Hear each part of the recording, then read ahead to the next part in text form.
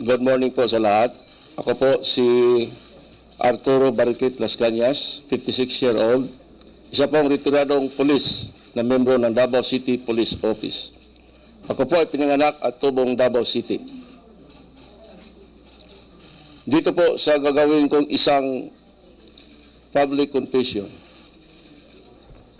Ito po ay pagsunod ko po sa kagustuhan ng Diyos at labis na takot sa Diyos, pagmahal sa bansa natin at sa sarili ko pong konsensya. Dahil po dito po nagwakas ang blind obedience and loyalty ko sa isang tao, kay Mayor Rodrigo Roa Duterte, na ngayon po ay presidente ng bansa natin. Dito po, una ko pong tatalakayin ang mga sinasabi ni Edgar Matubato. Totoo po ang existence ng Davao Death Squad or DDS. Si Edgar po ay isa sa membro namin at isa po ako sa pasimuno nito. Ang pag-umpisa po ng Davao Death Squad, before po ito nag-umpisa, sa una pong pag-upo ni Mayor Duterte bilang mayor ng Davao City, ay nag-umpisa na po kami na tinatawag ng salvaging ng mga tao. Ito po ay mga suspect na gumagawa ng krimen sa Davao about illegal drugs. Na-implementa na po namin ang personal po na utos ni Mayor Rodi Duterte sa amin. Lumabas po ang pangalan na Davao Death Squad nung ni-raid namin yung isang drug den sa Bacaca Heights, Davao City.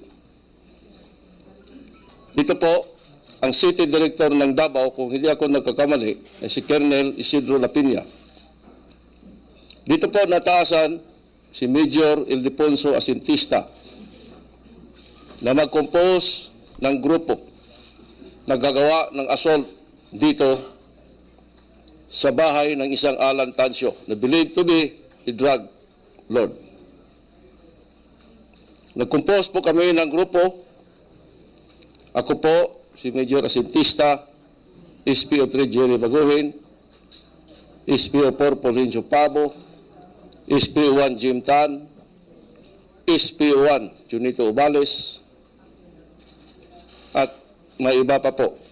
At dito, kinuha po namin ang serbisyo na tinatawag na rebel returnees na galing sa Agdao area.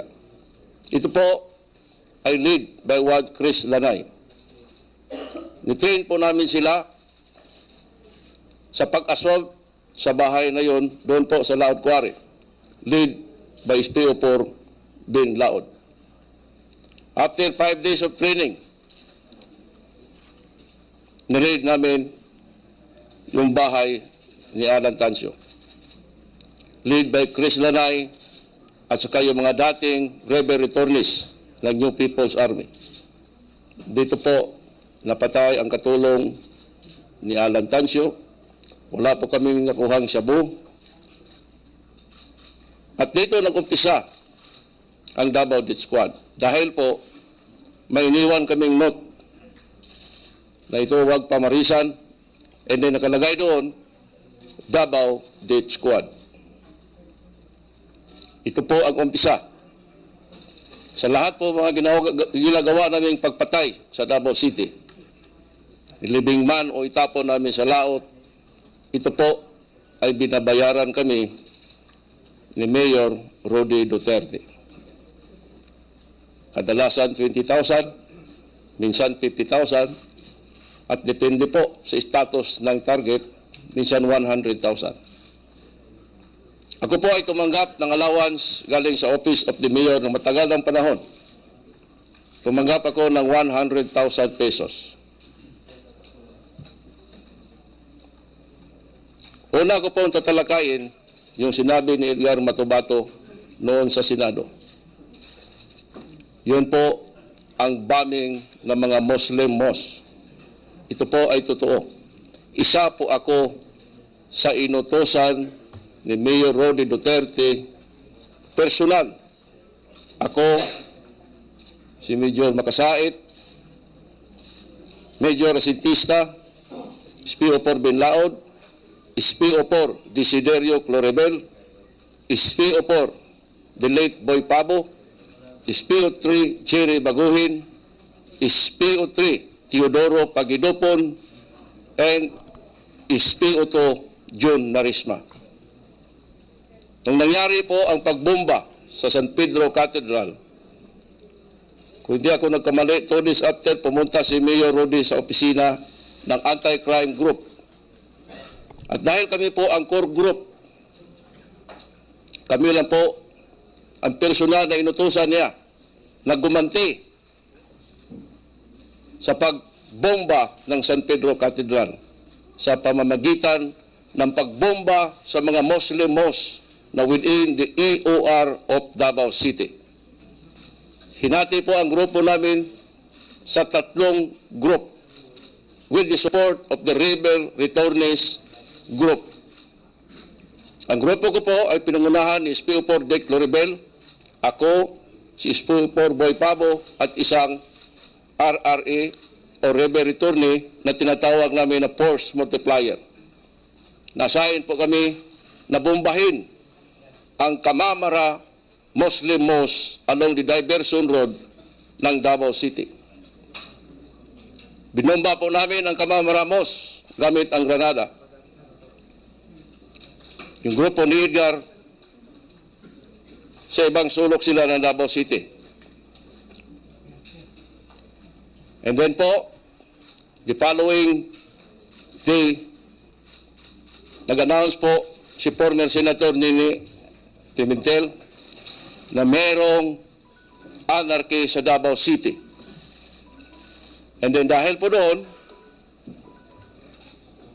nagbigay sa amin ng instruction ang task group commander namin na si dating Major Makasait na to stop the bombing operation. Baka magkaroon ng isang Senate inquiry. And then for several days, binigyan kami ni Major Makasait ng 200,000 pesos. Ang sabi niya, meron pinadala si Mayor Rudy na 300. Sa amin ang 200,000, sa kanya ang 100,000. Dito po, patutunayan ko na totoo ang sinasabi ni Edgar Matubato. May isa pang incident. Ito po ay paggawa namin na pagmasakir sa isang buong pamilya na taga General Santos City. Ang nangyari po ay ganito. Merong kaso sa Davao City noon, way back 20 plus years ago. Merong kinidnap na isang Mrs. Abaca sa Davao City. Kami po ang naatasan ni Mayor Rody Duterte personal na to conduct an investigation in hot pursuit operation sa mga suspect. Nagbuo po ng isang team si Major Makasait. SPO4 Dick Loribel at team leader namin, si SPO4 Binlaod, SPO4 Boy Pabo, SPO3 Jerry Baguhin, SPO3 Teodoro Pagidopon, and myself. Nalimot namin ang sulok ng South and North Cotabato. Pero hindi namin nasolve ang kaso. Na-release si Mrs. Abaca, kung hindi ako nagkamali, for several months. And then, for more than a month, for several months, nakatanggap si SPO4 Dick Loribel ng isang A1 information galing sa kanyang kaklase na isa ding pulis. Kaklase niya sa police schooling na taga General Santos City Police Office. Ito po ay si Inspector Patayan. Ang information na natanggap niya na alam ni Inspector Patayan kung sino ang financier, sino ang responsable at sino ang mastermind pag-kidnap kay Mrs. Abaca. Personal po ang nirelate namin kay Mayor Rody Duterte ang natanggap na information ni SPO4 Dick Loribel. At instruction ni Mayor Duterte, ipalo up sa Jensan, kausapin ang source of information.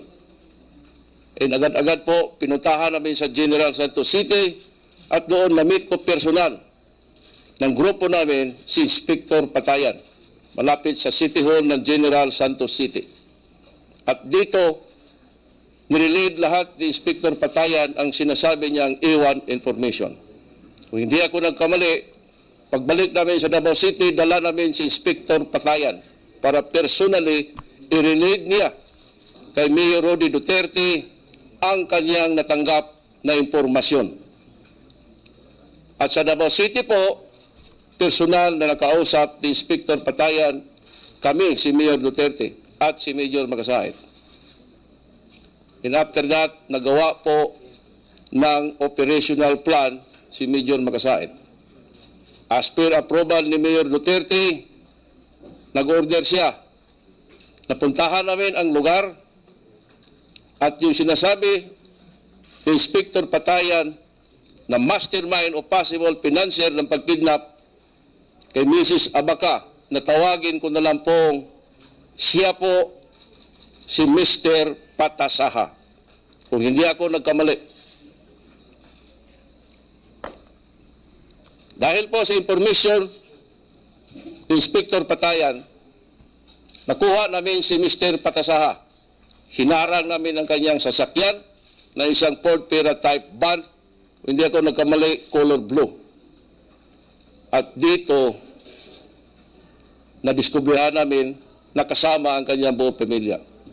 Yung kanyang buntis na asawa na 7-month-old, ang kanyang anak na 4 o 5-year-old, ang kanyang manugang na 70-plus-year-old na lalaki, ang kanyang katulong na babae, at ang kanyang helper na lalaki na onboard sa likod ng sasakyan. Kinuha namin si Mr. Patasayan, ako ang nag-drive sa kanyang sasakyan, nilipat namin ang kanyang misis sa likod ng kanyang sasakyan. Nasa front, pinagitnaan namin siya ni SPO4 Bin Laod. As per order po ng team leader namin na si Dick Loribel, dinala namin ang sasakyan going to Davao City. Pero while on mobiling, nag-order si SPO4 Loribel. Nung lumabas na kami sa siyudad ng General Santos City, going to Malongin area ng Sarangani Province, tinabi ko ang sasakyan. Dito po, nilipat namin ang buong pamilya. Ang dala namin sasakyan ay isang Tamaraw FX van type color white at yung pick-up na dala ni SPO4 Loribel na Toyota Hilux. Ang sasakyan po ni Mr. Patasaha ay giparking ko doon sa isang madamong lugar along the highway. In short po, nadala namin si Mr. Patasaha sa Laod Quarry as instruction ni Dick Loribel. At dito sa Laod Quarry, may isang bahay na doon gilagay namin si Mr. Patasaha, yung kanyang manugang na lalaki, yung helper na lalaki, at saka yung katulong na babae. Si Mrs. Patasaha ay nasa labas doon sa isang open na kubo. At saka yung kanyang anak na 4 o 5-year-old na lalaki. Dito nagkandak ang grupo namin ng initial investigation about sa kidnapping na allegedly itong subject na tao na pinangalanan kong Mr. Patasaha ay isa sa mga financier o mastermind. For more than an hour, inutusan ako ni SPO4 Loribel na drivean ko ang van type namin na sasakyan. Dahil puntahan namin si Mayor Rody Duterte para i-report niya ang initial findings niya sa kanyang investigation about sa subject na tao. At i-explain din niya kung bakit nadala ang buong pamilya. Pumunta po kami sa isang lugar sa Ikulan, Davao City, at doon po si Mayor. Doon din si Major Makasait. Ako, si Dick Loribel, si SPO3 Pagidopon ang pupunta. Ako ang nag-drive sa sasakyan namin. At dito po nilatag lahat ni SPO4 Loribel ang kanyang initial findings ng kanyang investigation.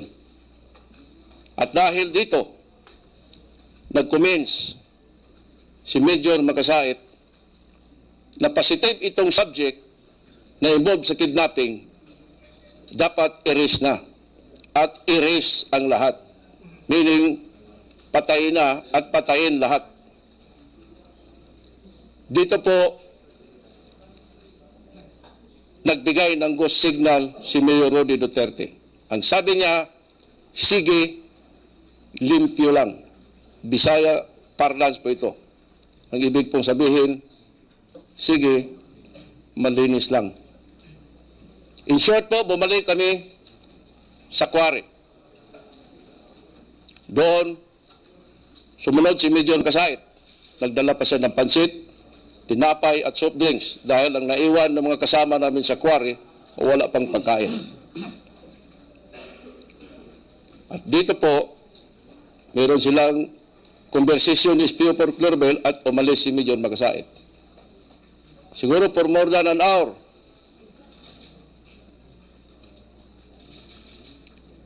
Nag-confirm sa amin si SPO4 Loribel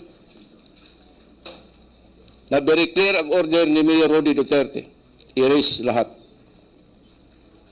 Isa po ako sa nag-protest at si SPO3 Jerry Baguhin na isa lang ang taong target natin. Bakit masama itong buntis, masama itong anak na 4-year-old, masama itong matanda, at masama itong dalawang katulong na lalaki at babae.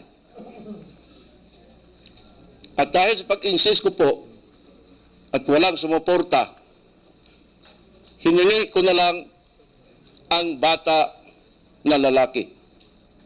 Nadalhin ko ito sa Butuan City at doon iwanan ko sa isang bus terminal. Sumuporta sa akin si SPO3 Jerry Baguhin. Pero isa sa grupo namin ang nag-commence na paglaki ng batang iyan, makikilala pa rin niya ang mukha namin. At kami hindi na namin siya makikilala. At baka ito gagawa ng pagganti dahil inubos natin ang buong pamilya niya. Dito po, walang nagsuporta. And dito, evil prevail. Napatay po ang buong pamilya sa harap ko using a caliber 22 with a silencer.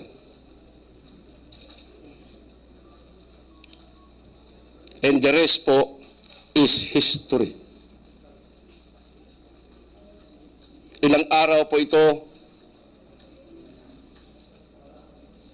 tinawag kami ni Major Makasait. At mayroong binigay na pabuya galing daw kay Mayor Rodrigo Roa Duterte. Isa pa pong kaso na talakayin ko sa inyo ay ang pagpatay kay John Porras Pala. Isa po ako sa gihire ni Mayor through SPO4 Sunny Binaventura, yung kanyang trusted aid and driver. Gihire ako ni Sunny sa halaga po na 3 million pesos. Dahil sabi ni Sunny, galit na galit si Mayor Rody kay John Pala. Dahil sa palagi nitong atake araw-araw sa radyo. Tinanggap ko po ang kontrata.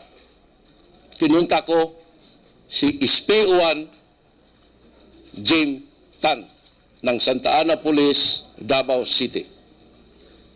Dahil si Jim po ay may maraming tinatawag namin na players, meaning mga hitman or tirador. Sinabi ko kay Jim Tan, ng offer na kontrata ni SPO4 Sunny Binaventura ay 2 million. Pumayag si Jim Tan.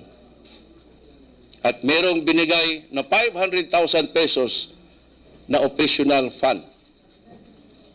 Sa madaling sabi po, kami ang nagplano na i-assassinate si June Porras Pala. Gumawa kami ng pag-ambos kay John Pala. 2 times din siyang nakaligtas. Dito ginamit ni Jim Tan ang kaniyang mga players na ito po ay sina Valentin Duhilag, Roland Duhilag, Alan Duhilag, at isang alias Joy. Ito po sila ay mga river returnees from the Mandog area ng Davao City. Nakalipas po ang ilang buwan, naglaylo kami. And then sa isang sitwasyon, nagkita kami ni Mayor Rody. May isa pong mall sa Davao City na nagkape ako. At doon po sa 3rd floor, nakita ko si Mayor Rody na naglalakad, walang security. Nilapitan ko siya at ang bulong niya sa akin, sa Bisaya, unsabay nahitabo pag-ambos ninyo kay John Pala. Ang sabi ko sa kanya, I'm sorry sir. Ang sagot naman niya sa akin, take time. Ayaw pagdali. And then nakiwalay kami ng landas. For several months pa, inintroduce sa akin ni Sunny Binaventura si Jerry Trosio. Ito po ay isang dating rebel returnees na empleyado din ng City Hall. Si Jerry Trosio po ay isa sa mga part-time bodyguard ni John Pala.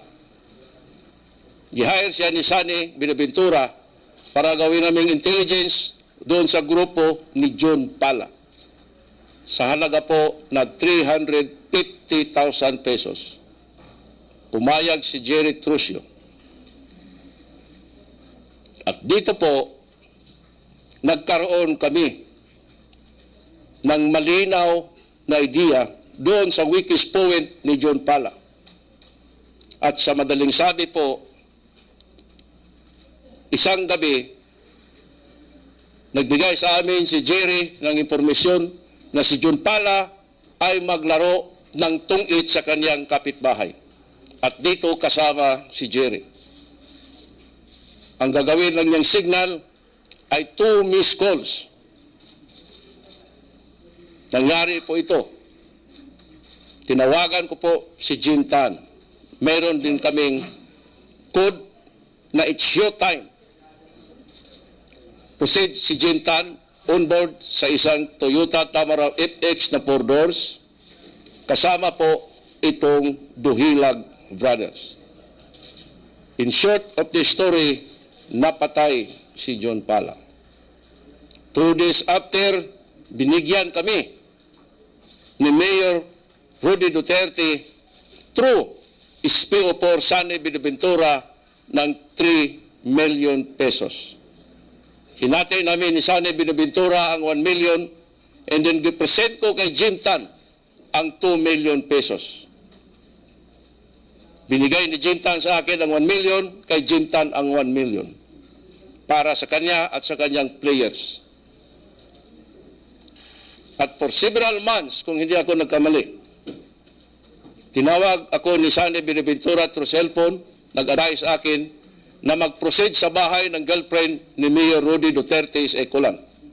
Kasi doon, magbigay pa si Mayor Rudy ng bonus sa amin. Ang sabi ko kay Sunny, pagsama ba kami? Sabi niya, tapos na ako. Kunin mo ang 1 million mo doon. Pumunta ako mag-isa. Pumasok ako sa bahay. At noon, sinabi ni Mayor Rudy sa akin ang 1 million. Sabi niya 1 million. Tinanggap ko at sabi ko, salamat sir. And then umalis ako. Ito po ang buong katotohanan sa Pala murder case. Consider na po ito ngayon as solved. Isa ako sa nagpatay kay John Pala. Isa pa po tatalakayin ko na kaso ay ito po ang tao na pinahuli sa amin ni Mayor Rudy Duterte. Ito po ay notorious na dating sundalo ng Philippine Constabulary. Nabanggit po ito ni Edgar, ito si John Bersabal. In short po, nakuha namin ito sa Kaputian, Samal, recorded po ito ng polis ng Samal. Dahil ang pag-aresto po namin ay covered kami ng warrant of arrest. At dito po, dinala namin siya personal kay Mayor Rudy Duterte. At dito nakausap siya ni Mayor at minura ni Mayor Rudy. Ang sabi ni Mayor sa amin, in Visayan parlance, lubaan na ninyo. Meaning, patayin nyo na yan.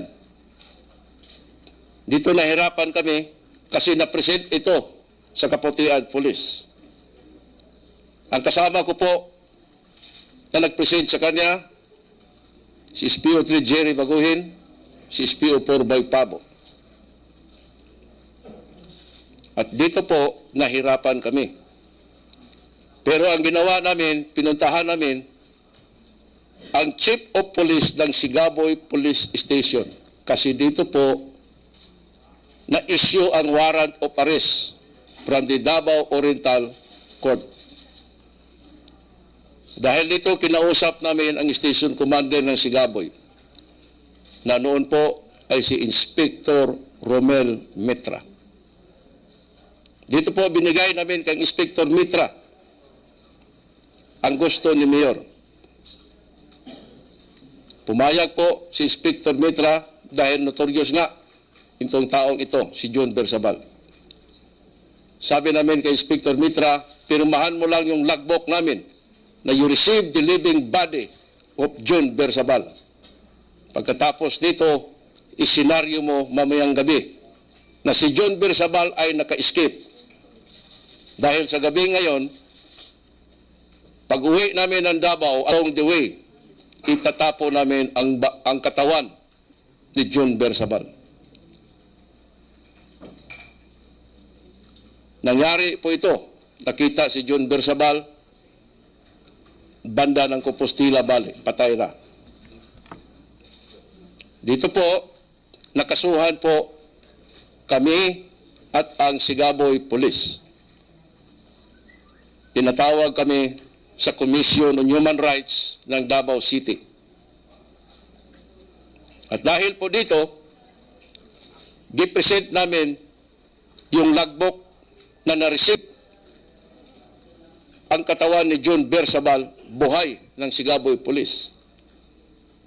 At dito hindi kami nasama sa kaso. Ang nakasuhan lang po yung isang pulis na kinausap namin na huwag siyang mag-alala kasi si Mayor Rudy na lahat ang bahala. In fact, gipresent namin siya bago kami nag-present sa CHR ng Davao City. Personal kay Mayor Rudy at si Inspector Mitra. At sinabi ni Mayor Rudy na huwag siyang mag-alala, siya ang bahala lahat. Pati na sa kanyang salary sa pulis na mawala kung masuspended siya. At dahil po doon sa kaso niya sa human rights, na-suspended itong pulis na ito. Pagkaalam ko, 6 months. Pero kontento naman siya sa kanyang suspension. Ito po ang buong katotohanan. Isa pa po, dahil po sa may blind loyalty and obedience kay Mayor Rudy Duterte at sa kanyang campaign against criminality and illegal drugs, dito po nakagawa ako ng isang illegal judgment call that led to the untimely death of my two brothers. Sila po ay involved sa illegal drugs, gumamit ng illegal drugs at magproteksyon. Napakasakit po ang ginawa kong desisyon. Wala po nakakaalam nito except ako lang. Alam ko ngayon, yung mga pamangkin ko na nalaman nila na isa ako sa instrumento sa pagkapatay ng dalawa kong kapatid, si Cecilio at si Fernando. Tanggap ko po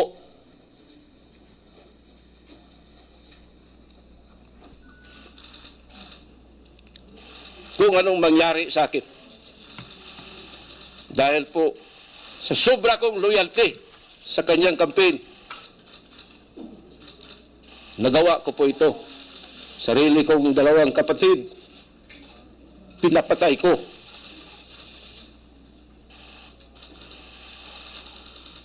Panawagan ko po sa mga kasamahan ko sa pambansang kapulisan na hindi po solusyon ang pagpatay. Managot po tayo sa batas ng tao at batas ng Diyos. Usigin tayo ng konsensya natin hanggang sa katapusan ng angka natin. Kung dalahin natin ito sa libingan natin, papatay man ako o papatayin ako, kontento na ako na nagawa ko ang promise ko sa Diyos. Magsagawa ng isang public confession. Sana po darating ang panahon na magkaroon tayo ng isang pambansang kapulisan na totoo po na may dangal, maka-Diyos, makabayan at nakatao, na totoo po tungkulin ang kanyang sinumpaang tungkulin na magsilbi sa bayan, to serve and protect para po sa ikabubuti ng nakararami. Hindi po to serve and collect. God bless po sa bansa natin at sa pambansang kapulisan. Salamat po.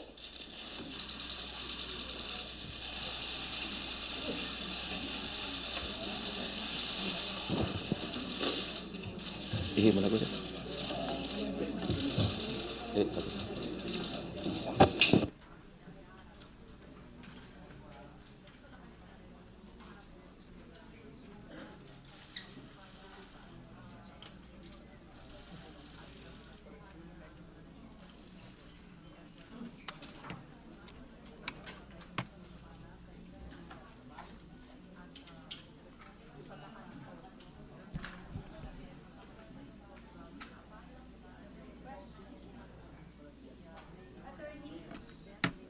Yes. Nag-decide si SPO3 Las Cañas na magsagawa ng public confession. Ano? Pakiulit lang ho. Kailan mo nag-decide si SPO3 Las Cañas na magsagawa ng public confession? Some way back. Maybe a month or two months back. As flag po siya lumapit? We would like to keep that whom he first went to now at least under confidence first. As we said earlier, the next time SPO Las Cañas would speak, he would like to speak under oath before the proper government authority, which we hope will be here in a Senate Investigations Committee. So may ginawa naman siyang affidavit na nandun yung mga detalye? He has an affidavit. Yes, we would like to admit that. That affidavit will be submitted to the proper government agency at the proper time.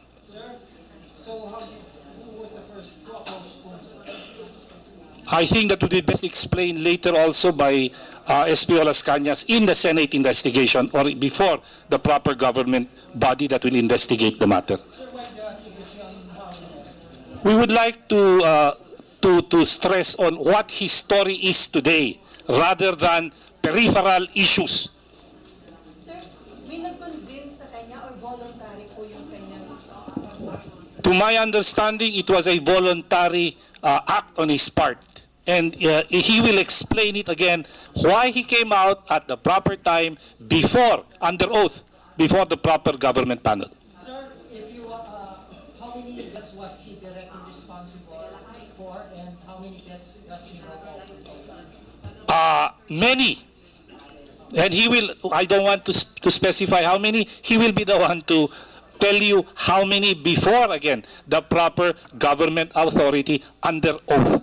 Senator Trillanes, does it mean na magkakaroon ng investigation about BDS? Yung Senate?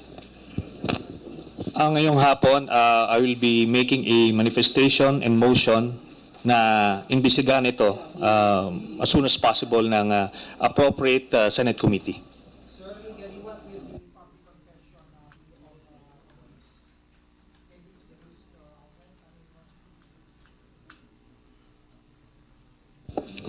It can be, first, it's up to you now, it's up to the Filipino people, it's up to the proper government agencies.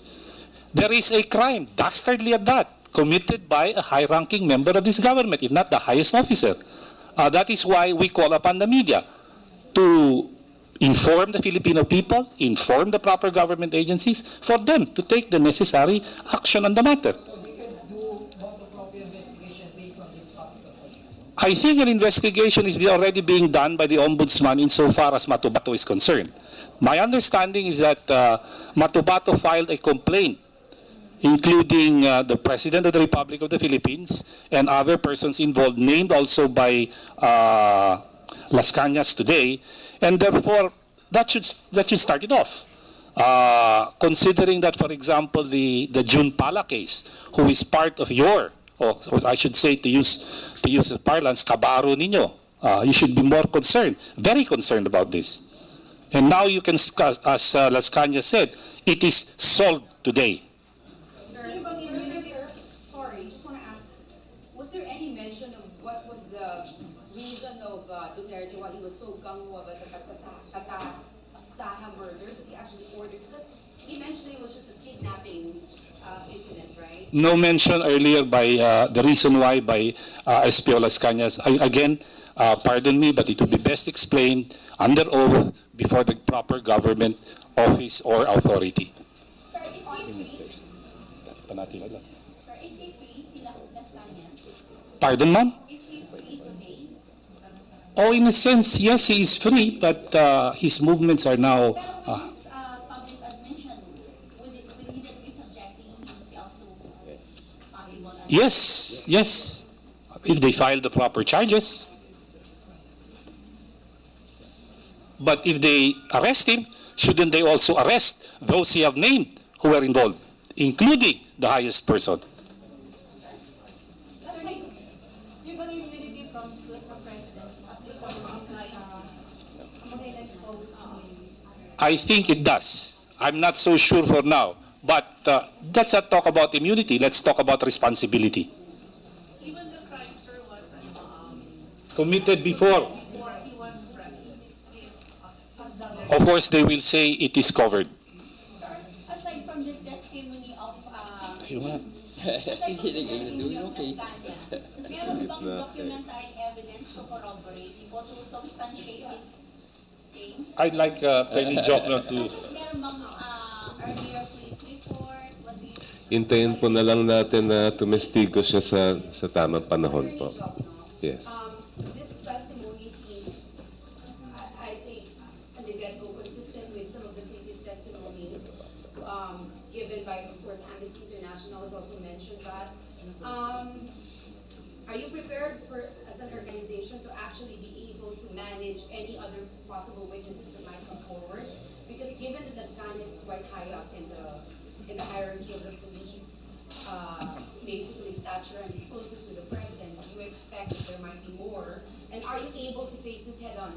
And given the testimonies, what does this represent? You know, the kind of testimony, as a human rights advocate, can you tell us more about that? Well, the Free Legal Assistance Group is always ready and able to assist any persons who would need legal assistance, lalong-lalo na po sa mga ganitong bagay.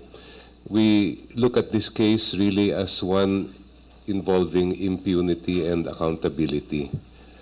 FLAG has always stood for human rights and for accountability, and we will do everything in our power to ensure that everyone from the highest position to the lowest is held accountable for their wrongdoing.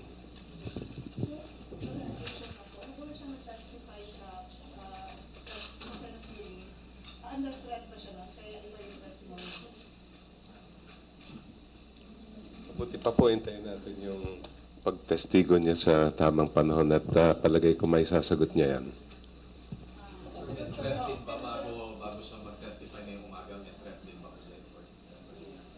Again, kindly wait for him to testify in full when he is under oath.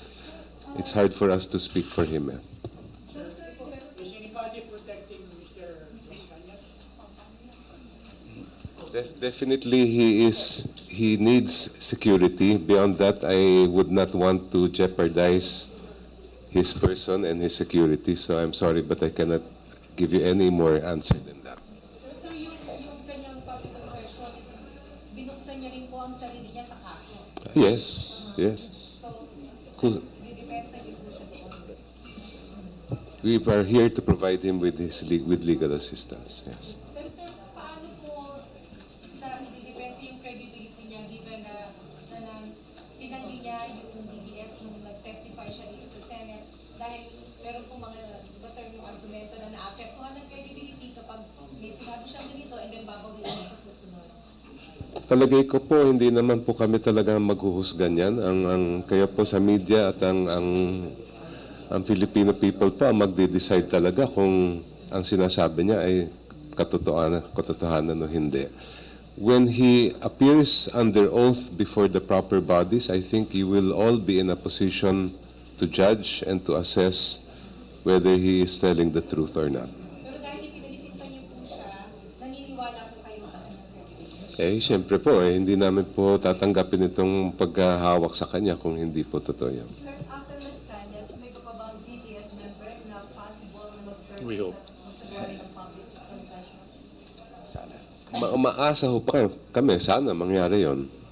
So far, wala pong panibagong malabi sa inyo. I'm not at liberty to mention anything in response to that question at the moment. Since yung supposed involvement of President parang happened when he was still mayor, so what do you intend to do now? Are you going to can you bring it to the House? Yung possible, ano ba? Impeachment offense na pag-reply against the President?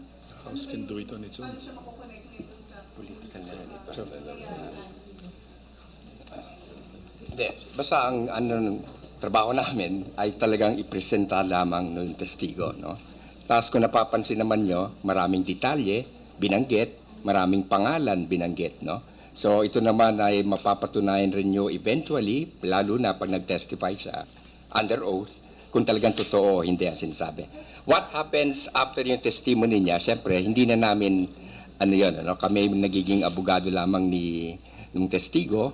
Tapos kung ano man gustong mangyari na dito, syempre mangyayari yun kung ano man. So, since mga lawyers na sir kayo, have you started, sir, possibility of turning down for impeachment, even bring it against the President? Siguro hindi na kami ang magdadala nun, no? Oo.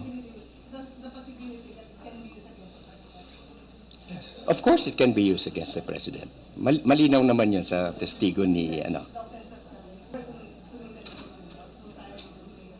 Miski, you're talking of a heinous crime, Murder talaga to, Na, kung di ako nagkakamali, ang prescription nito ay malayo pa, Kung meron man, So talagang lahat tayo, may ginawa tayong malubhang krimen, talagang hindi natin pwedeng takasan yun, Eventually siguro, sasagot rin ang mga tao doon.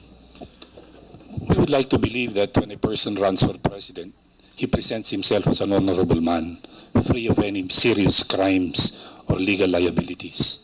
And therefore, if the Constitution is true to its point that a president should come out and present himself as a proper candidate and leader of the people, he should be free of any crime. And therefore, I would believe that this is a possible ground for an impeachment. But that is not up to us. We will just help him out if the proper government agency seeks or says that we would want him to testify, then we will help him out. This is not new to us.